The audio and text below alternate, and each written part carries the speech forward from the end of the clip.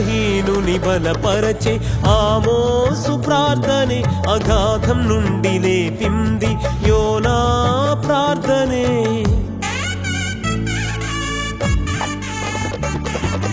బలహీనుని బలపరచే ఆమోసు ప్రార్థనే అగాధం నుండి లేపింది యోనా ప్రార్థనే. ఉజ్జీవం తెచ్చింది హబక్కూకు ప్రార్థనే, ఉజ్జీవం తెచ్చింది హబక్కూకు ప్రార్థనే. తండ్రి చిత్తం నెరవేర్చెను యేసయ్య ప్రార్థనే, తండ్రి చిత్తం నెరవేర్చెను యేసయ్య ప్రార్థనే.